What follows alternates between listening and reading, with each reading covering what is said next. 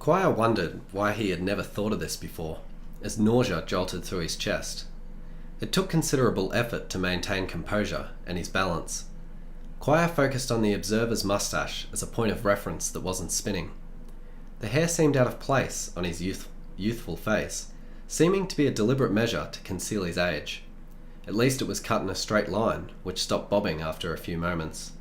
Chancing a look into his pale blue eyes, Quire noticed a flash of panic. He couldn't tell if it was in reaction to Quire's silence or his unhealthy pallor. In any case, the observer waited for some measure of response, and Quire felt sturdy enough to provide one. "Did you find anything I could use, observer?" He visibly cheered at the prospect of helping the Inquisition. "Yes, Inquisitor, though mostly in ruling out suspects. There are no signs of a device, and the power utilized is beyond any elementalist I've experienced. There would only be a handful of them worldwide with that ability, and registration should find out whom." He beamed with pride at narrowing the suspect list. Quire wasn't as optimistic. "Assuming they have registered, many elementalists still balk at the mandate. I doubt someone that would kill so many would have felt the need to document their powers. Plus, the perpetrator may not even hail from a country protected by the Trust or elemental registration." Quire noticed the observer's mood drooping at the statement. He genuinely seemed to want to help.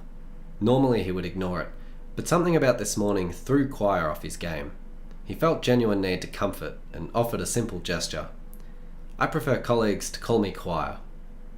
Guyen choked on the nail he currently bit off, genuine surprise eliciting a gag. Koya raised her head to lock eyes with her companion. Quire stroked her scalp to ease her mind. The young observer's beam returned with gusto.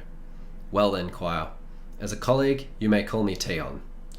Quire regretted his decision immediately, and extricated himself from further interaction until he got a handle on his messed up mood. "Ensure the perimeter is secure while I work. The townsfolk will be busy recovering, but eventually a crowd will form." "You got it, Quire." Tion raced away, practically skipping and showing his tender age. He must have barely graduated his apprenticeship. Quire wondered if this was his first solo case, but didn't really want to find out.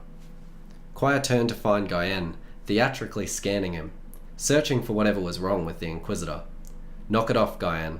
I'm just feeling out of sorts. It'll pass." Understatement of the week goes to Quire.